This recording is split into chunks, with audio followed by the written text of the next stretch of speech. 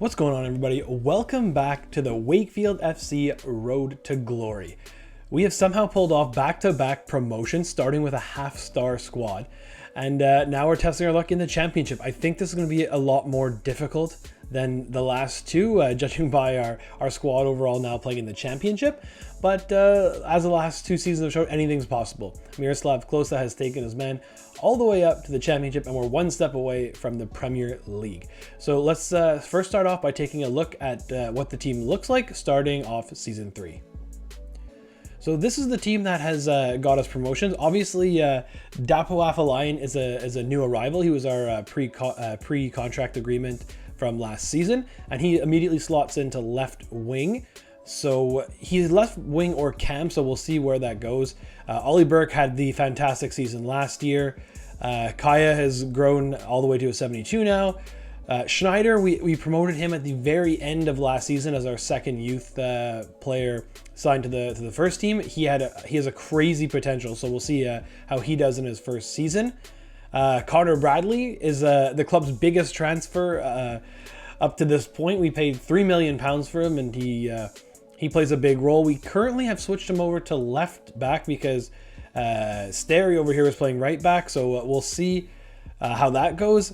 But as you can see, and obviously our captain Nyland has bailed us out on numerous occasions, but as we can see here, there is like a little bit of a gap up the middle, and I think we're gonna need to upgrade one of our center backs. I mean, Jung and Poole did okay in League One, but now we're in the championship and we're gonna have much stronger and quicker strikers to deal with. And Regan Poole, even though he's only 6 foot, I feel like he plays a bit bigger. Jung is starting to slow down. He is 29 only, but the lack of pace and only being 6'2" with not having great strength hurts a little bit. But we'll see. I do have some ideas of who we're going to target, and we can go take a look at the transfer hub now. So I have targeted a few guys. I mean, there is a ton here who we scouted. These are the guys we tried to get last season. Maybe we'll look to get a couple of these youngsters in on loan. But there are a lot of free agents here, including Tyrone Mings, who I think this will have to be one of the people we sign. I mean, I'm gonna wait. I think it's 10 more days we got to sim before we get all these scouting reports in. But we have some very exciting players here. Patrick Roberts is another guy who I feel like I played with like 10 years ago almost, when he was very much a youngster. I haven't played with him since, but we'll see, and maybe try to get Reese Williams back on loan again. He played a big role in getting us promotion last season, so we will see. But I'm just gonna go ahead. We'll go look at the calendar, see the preseason tournament, and as always we'll sim that. But then we'll jump back here in just a second when we check that out. Yeah, so here is the preseason tournament. We got a couple of Italian teams and Peterborough United. So again, we're just gonna sim it. There isn't a big financial gain if we win it even, so it's still not worth even playing. So we'll go ahead and sim that, and then we'll jump back to the transfer hub and see what the overall is of these players. But first, we will go check the new board objectives. So we'll do that right now. So right off the bat, we have a couple high things. We got youth development, sign at least 3 players younger than 20. Okay, sign 2 players and youth assigned to defender. Okay, that's no problem. That's we can at least do that, the second one for sure. And if we go again with getting in some loan players, that should be done as well. Branding for signed 1 player of a different nationality of the club. Okay, no problem there. Finish mid-table, and again, that FA Cup reached the round of 16. I feel like that goal is just like the same every year, no matter what league you're playing in. So now that we're in the championship, maybe it's more obtainable. We'll see. And financial, sell 2 players and sign 2 crucial players to replace them. Finish the season without any unspent transfer. Okay, that's fair. We're back-to-back promotions. That's a pretty fair goal. I like that. And then make £4.3 million from youth players sales within 3 seasons. So I wonder if that's going to take into consideration, like, let's just say Manchester United came asking for Kaya. Like, I wonder if that would count, because even though we did promote him in season 1, like, would it still would it still work for this goal? Or anyways, I don't even want to find that out because Kaya is very very important to our team now, one of our best players. But anyways, we shall see. All right, so we simmed the 12 days needed, and I think this has to be a signing, especially if he's gonna. It looks like he's okay joining our team, and we have a big gap at the back. So let's go ahead and try to get Tyrone Mings. This will be a big signing for Wakefield.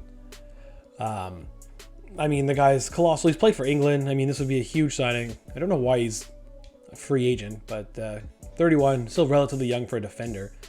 Only 1 year. Let's get that to 2 at least. Okay with that. Perfect. No release clause. Wow. Okay, he wants a huge bonus. We get 20 clean sheets. Let's go ahead and counter, remove the bonus, and just make it, let's make this 196. Yeah, let's call it that and see what they say. But he's keen to join the club, so that's a massive signing for Wakefield. 78 overall, easily our best player. A huge man at the back, so that'll be that's a big signing for Wakefield right there. I've never played with Tyrone Mings, so I'm hoping that'll be fun. Yeah, so he's gonna immediately take the spot of Young, I think. So we'll have him there, but I'm not sure if I want to use the other free agent signing right away. Get like a Harry Winks. Ahmed Musa. We'll 31, 28. I just lost Cade Gordon's overall, but I'm pretty sure it was 70 right as we looked in the first time. So I guess it's been over 2 years since I've had it. But let's just go the basic loan terms. Do 1 year. This could be some good depth. If he is in fact a 70, this would be nice to have on the wings. Go ahead, counter, make it 50-50. And no problem, we're ready to split. So Cade Gordon has been someone in the past who's turned us down for being too low of a league for him. So we'll see what he says this time around. And do we go ahead and just...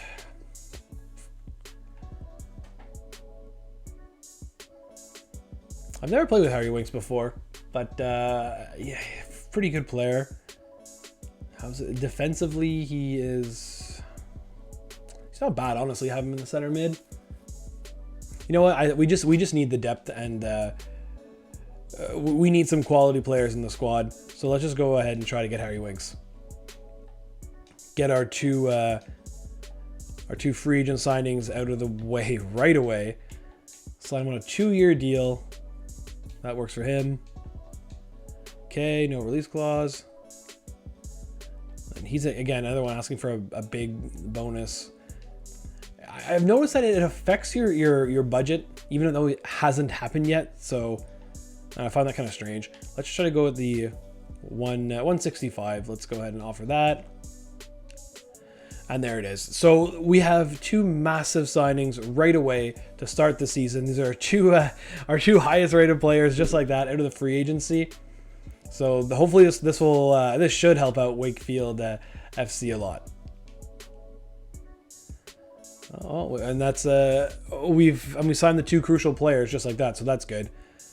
So still waiting on Cade Gordon, see what he says, and for now we're gonna leave it like that. I guess we can go ahead and remove all the free agents from our transfer hub, and maybe we'll join this back in a sec. But for now, let's go take a look at what the team will actually. No, we're gonna go ahead and sim to the start of the season, and then we'll take a look at what the team looks like, giving time for Cade Gordon to make up his mind.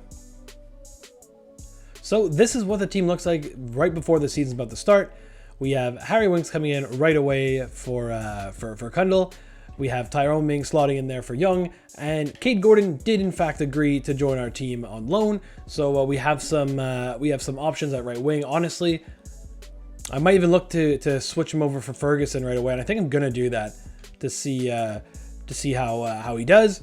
And I mean, it's still some few 60s in there, but no, it's looking a lot better than it was. So got a lot of holes filled, and hopefully this team could contend in the championship. So let's go check out. no, we're not going to go check with the start of the season. We are going to go take a look at our youth staff. So let's go check the academy first, and then we'll go send out the scouts. So this is what we have in our academy. We have Jonathan Wilkinson. I mean, I think I'm going to have to promote him right away, and then basically flood out the rest of the academy, because I guess I could maybe promote right away. You know what? 64 overall, 81, 90. This is a must, 85 to 91. But I'm not going to promote him just yet. I'm going to let him keep developing in the youth system. Barlow we've had for a while. I'm going to let him go. Rankin, going to let him go. We're going to let him go. And Sommer, got to let him go. So we'll keep these two here for now. As soon as Jonathan Wilkinson gives us that email, he's ready to rip up his contract. He'll be promoted to the first team.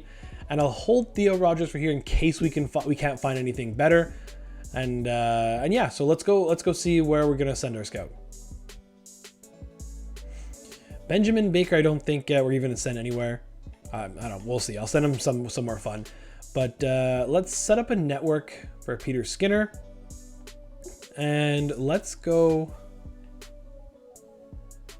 Do we want to go? Maybe Brazil. I can bring back someone. Yeah, let's try Brazil. Let's see where that takes us. Send him away for 9 months.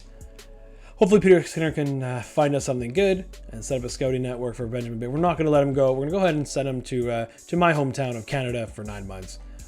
Hopefully our scouts can find something good. Now let's check out the calendar.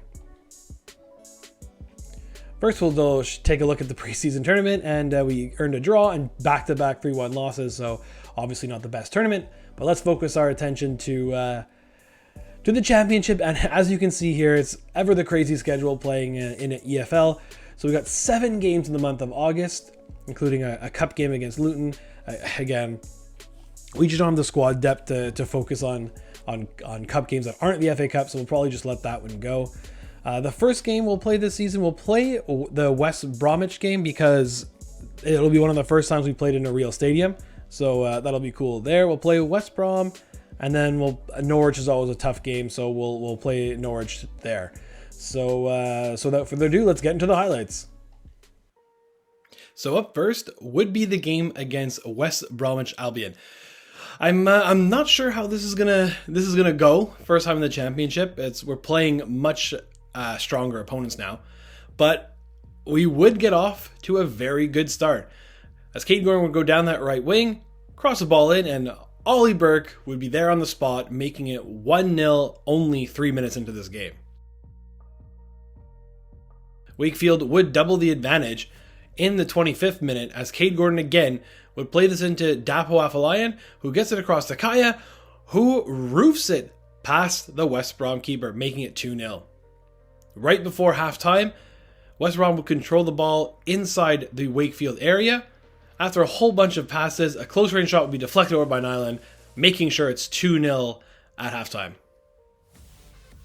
Nyland would be called into action again in the 65th minute, as Diangana would play it to Swift, but another big save by Nyland to keep it 2-0. Unfortunately, there would be nothing that Nyland could do from this Wallace blast that finds the top corner to cut the lead to 2-1. In the dying moments of this game, Harry Wing's going to ball across to Gideon Young, who's now playing as a backup center defensive mid role, and he scores his first of the season, sealing this one at 3-1 for Wakefield FC.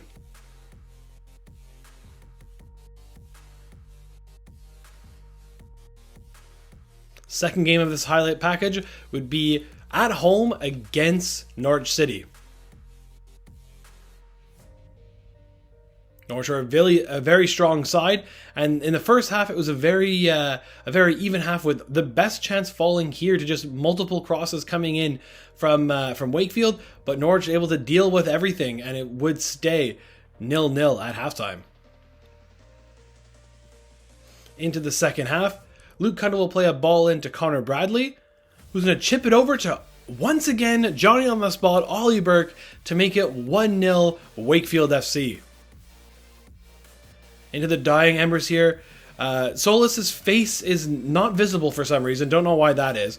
But Ida would try to play a ball across to Nunez, but Nyland would intercept and make sure he kept his clean sheet as Wakefield FC would take a big win against Norwich 1-0.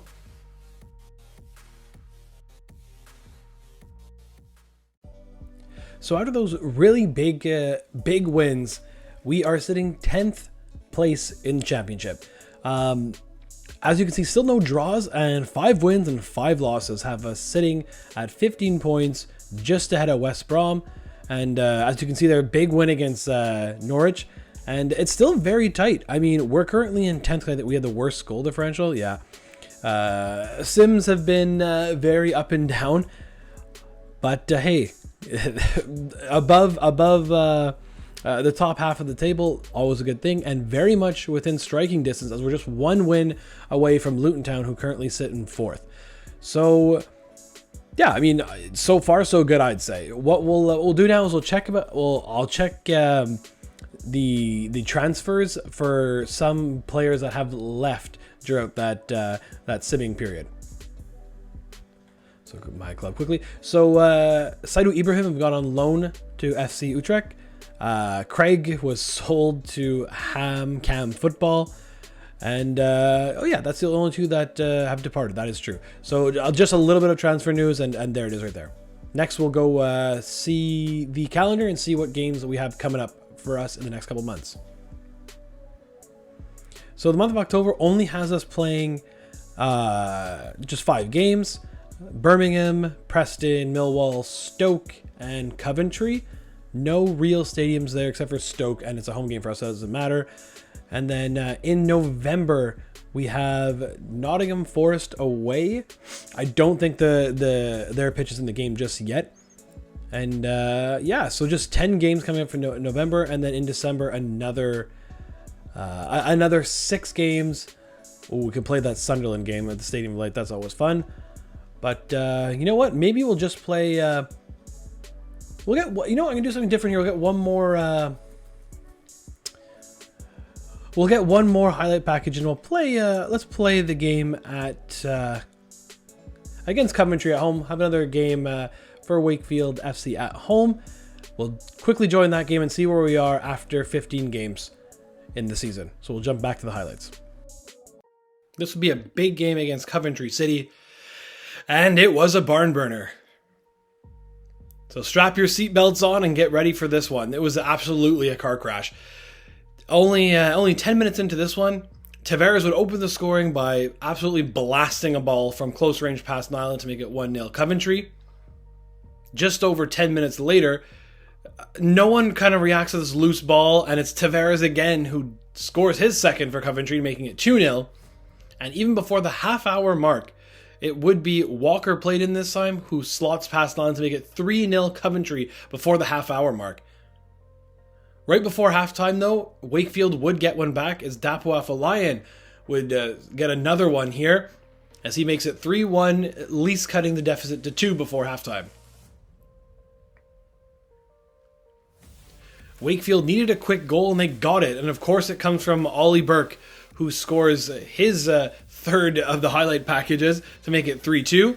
Then Kate Gordon we played in from Burke to make it 3-3, completing the comeback, or at least making it level. And then in the 74th minute, the ball will be played over the top to Ollie Burke, who takes a good first touch off the header and puts his left-footed strike into the top corner to make it 4-3 Wakefield. And this is one of the most crazy wins that Wakefield have ever had. Almost the perfect ending, but a little sour note, as Ferguson would get a red card for trying to disrupt the play.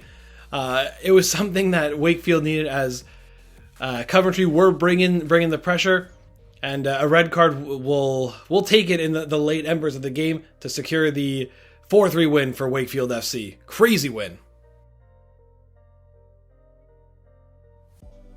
So after those 5 games, we're exactly where we left off at the end of the last highlight package, but what a crazy game. What a crazy comeback against Coventry City, who are literally right behind us. So that was much needed and easily the biggest victory in the short history of Wakefield FC. We're sitting on 23 points. and we are only 2 points back of a playoff spot. Let's see the league leaders. Crystal Palace. I don't think we're going to catch them, but hey, I said the same thing about Bolton last season, and unfortunately I caught the boys and cost them their automatic playoff spot, automatic promotion spot. But we still have a lot of work to do, but still 2/3 of the season left remaining, so tons of time there. We'll go next and check the stats to see how the team's doing so far this season. So jumping on over to the squad hub, we'll see who leads the team in goals.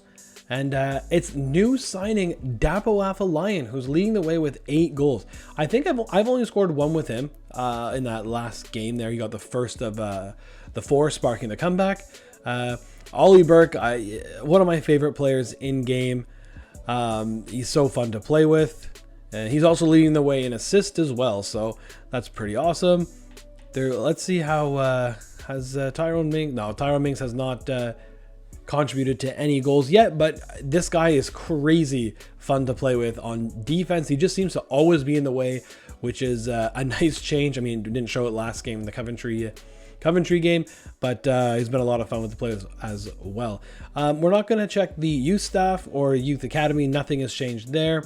I believe I signed a keeper from Brazil whose potential is 75 to 94, but we just scouted him, so that's not very concrete at all.